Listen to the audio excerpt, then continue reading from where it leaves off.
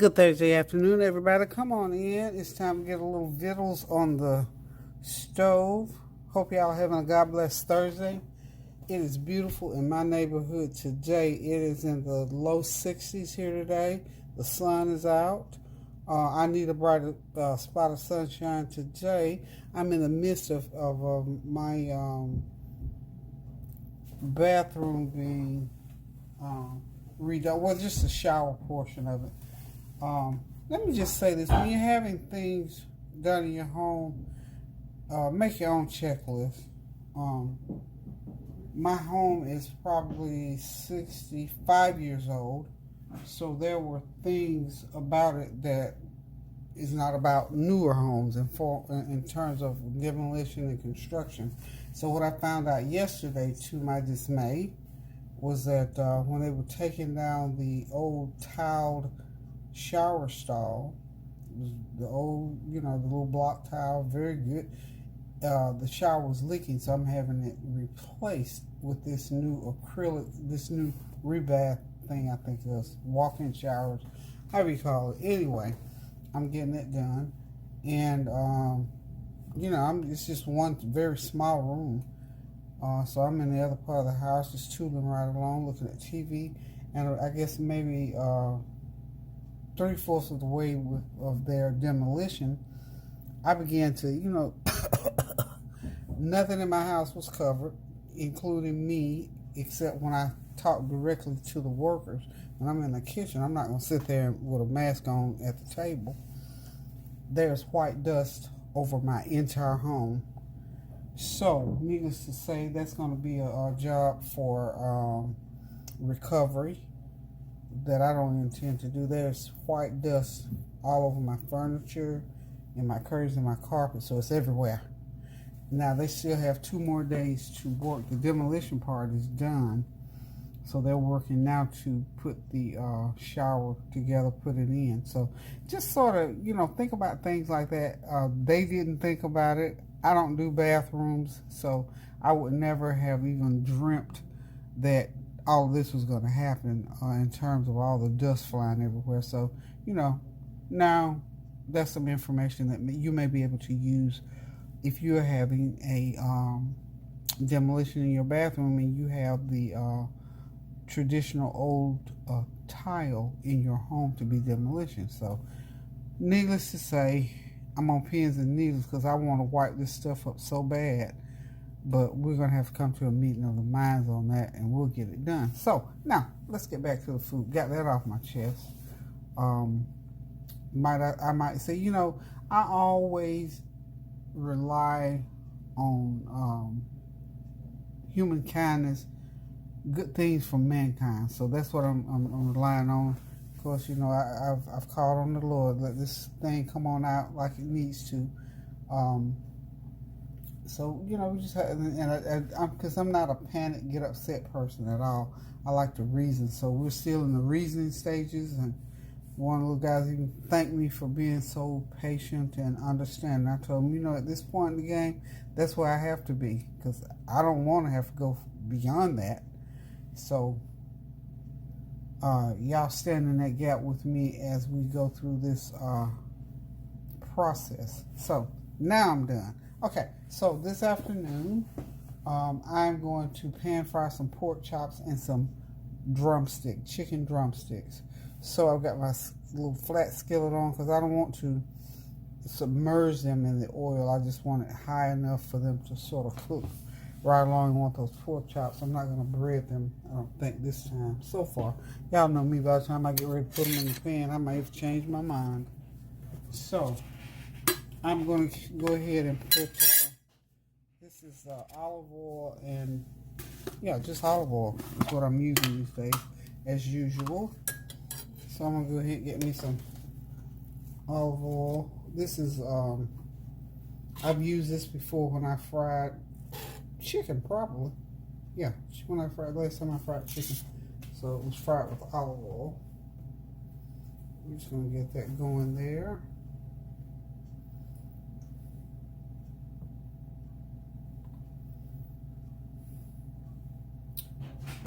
Hope you are planning on a nice dinner for this evening. And of course, this is one of my nice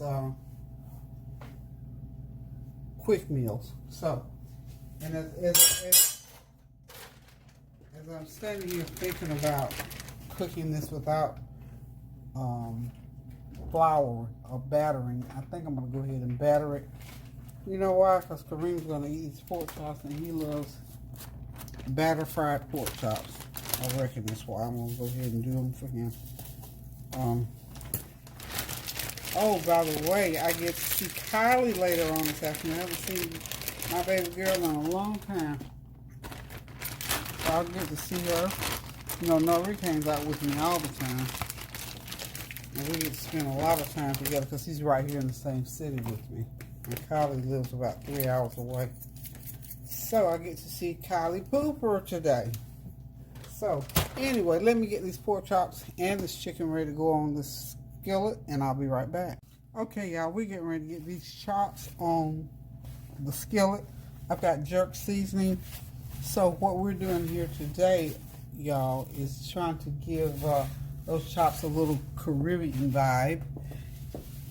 We are still trying to put forth typical African American dishes that we, and this is for, you know, those of us who don't typically cook these type of meals.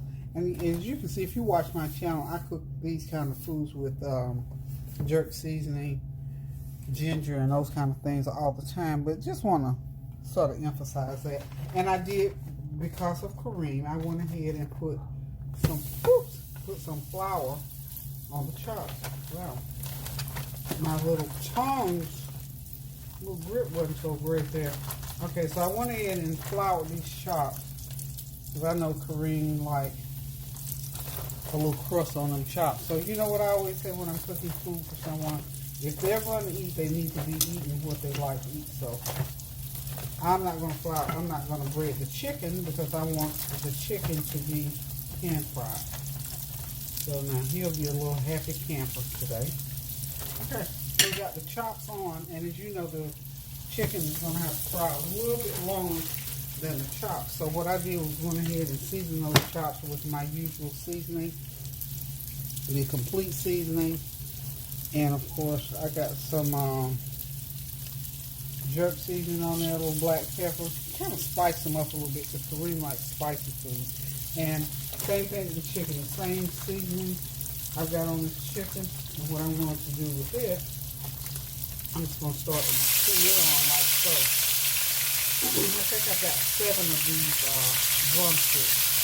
And we'll just cook them and turn until they're all done. And we're going to pray that they'll all fit on here. Okay. Alright. So we're going to let everything get on here and just cook. Like I said, no breading on the chicken. Only on the pork chop, y'all. Hope y'all can hear me okay. I'll start getting comments that you're not able to hear me. I apologize for that. Can't imagine what's going on. Y'all know I'm one for getting private stuff up on a cooking surface. This is really, I should really have these on the grill, y'all.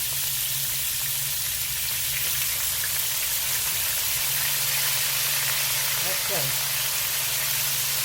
Now when I get one of those chops off, I can I got one more chicken leg to go on there. So see how easy it is to combine food?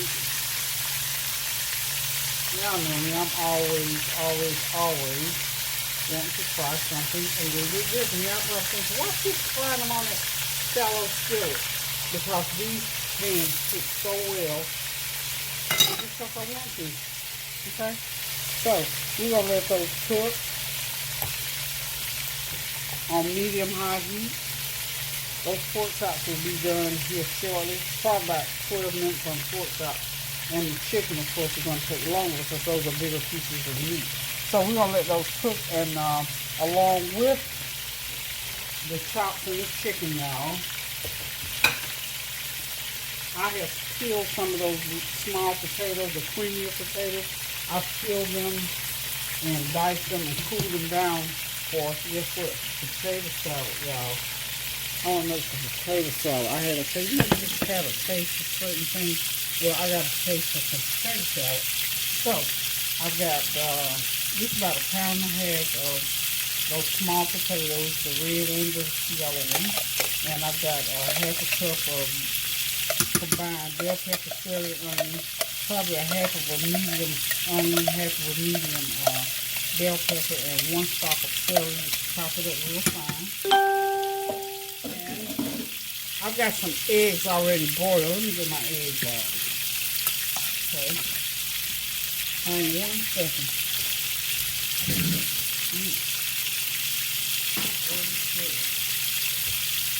And as I boil my potatoes, I always season the water so that they have, knock the edge off of that bland taste for my potatoes. So I season that water a little bit with a little bit of salt. Okay. And because this is not a lot of potatoes, we just using 2 eggs here today. So that's what I already had. How convenient is that? I almost ate them yesterday. So we're just going to chop these eggs like so. To have a little bit of, some people like a lot of eggs. I don't do a lot of eggs in my potato salad. So for this pound and a half of potatoes, you can put up to 4, I would say, ordinarily.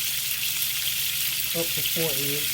But these 2 will do just exactly what I want them to do as far as the salad is concerned. So we get everything in here. Okay. That's egg chopping now. Oh, you could chop them separately. Eggs off the hands off. Just want to wash my hands up a little bit. Okay, now I'm going to do some pickle relish on here. So hold on just a second.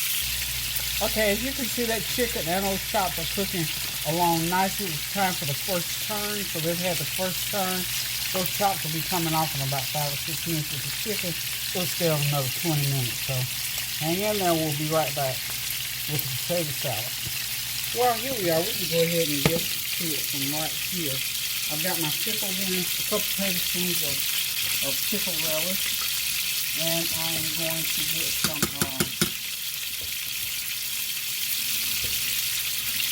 I've got some avocado mayo. It's by Hellman. Olive oil. No, this is my olive oil mayonnaise. That's like that was the avocado one. So I'm going to put a couple tablespoons of that in there. And y'all know I've dumped a little bit of mustard in there.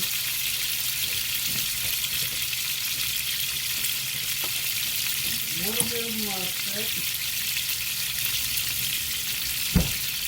And to some people's surprise and chagrin, I put, I'm going to go ahead and use about a teaspoon of mustard in there. Well, they don't want to come out even. But there we go. Got our mustard in. Give it that little twang, little tart twang there. And of course I put a little bit of, guess what else? Ketchup. My little ketchup, a couple teaspoons of ketchup. We're creating some taste here. Okay. And of course you're going to do a little bit of brown sugar.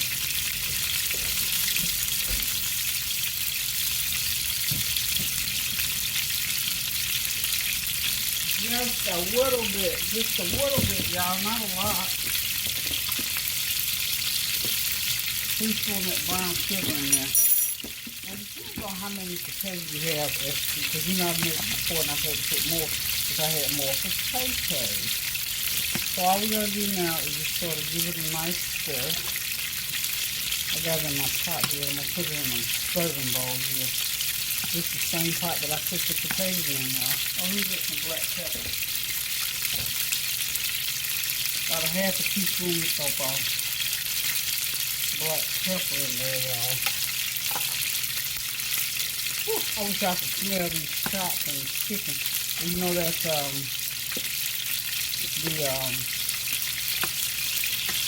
jerk seasoning on that chicken on those chops rather. You can smell that ginger. Smell that ginger in there.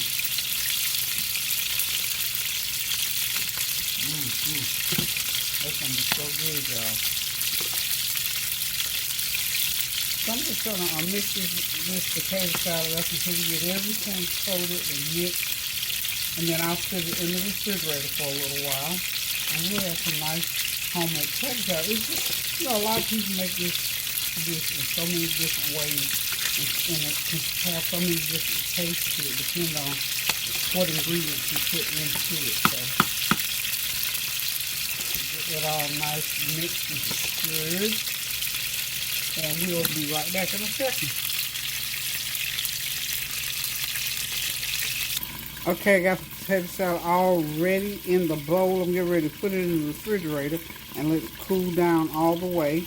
Got the chops off. Now I'm just waiting on my chicken to get ready. What I did with the chicken, though, was I covered it so it'll cook all the way through. You see, it's still just frying. No condensation under there, so I love these pans. I tell you, I love them. I love them. I love them. They allow me to fry with the lid on to cook without condensation. So when they get done, they'll be nice and juicy and crispy. Okay, so we'll be back shortly. Okay, y'all, dinner is ready. That's the breaded fried pork chops, pan-fried chicken, both with a little bit of a jerk twist on them to commemorate our African-American heritage. Okay, so we got a good old dinner going here tonight, and we're going to sit back, relax, and enjoy it. Also, we got homemade potato salad using those small creamy potatoes, and I use olive oil mayonnaise. I told y'all avocado mayonnaise, it's olive oil mayonnaise, and of course all the other ingredients that make it just good, creamy, with a little bit of a tart taste, and a nice green garden salad. And of course we got some whole kernel corn with brown sugar and butter. So we're getting ready to sit back, relax, and enjoy this meal. Thank y'all for tuning in. Thank y'all for your well wishes, comments, compliments, and your challenges. And know this is Black History Month. Somebody left a comment about Black History Month, saying Black History Month to go on and on and on and on throughout the year, not just on in the month of February or just for a short period of time, but throughout time, so that we learn things about African American culture, because it offers so many beautiful, wonderful things that I'm always excited to share. So learn as much as you can. If you don't know, ask somebody. Tune into my channel. I'm trying to do Black history facts here and there so that you can learn whatever you can. And please always be open to learn something new. So hang in there just a minute. I'm going to give you a couple of Black history facts. Okay, my man of the hour for Black history is none other than the late, great Frederick Douglass. Born into slavery in February of 1818, I believe maybe the 14th of February even. I just wanted to get him in on this week so that we wouldn't pass by February. I didn't get him in on his birthday, but happy birthday in heaven. I'm sure that's where he is for the great things that he did. For not only for slavery, but I understand in his biography he had a lot to do and a lot to say about women's rights. So we thank you, Brother Douglass, for what you did, all the doors that you opened. Mr. Douglass was a great orator. He was an educator. He was a self-taught person, even though he went through all the adversity of slavery, his parents having went away from him at an early age, and living through those times and seeing all those horrible, awful things as it related to what was going on back during during the 1800s. So hats off to Mr. Frederick Douglass. This book here is written by William S. McFeely. Mr. William S. McFeely. It's a pretty good book. Not too thick. So I'll tell you, I don't like to read thick books, but if they're good, I'll read them. So if you get a chance, pick up this book or any book on Frederick Douglass, just to read about some of the great things that he did. So the man of the week is Mr. Frederick Douglass. Now, this is a cover of a book. I also want to share with y'all a picture that Tony drew. They're doing work in my house. I thought I was going to get it done before they started back with the hammering or whatever they're doing. I'm just going to show you this picture and sign off. Love you guys. Toodles.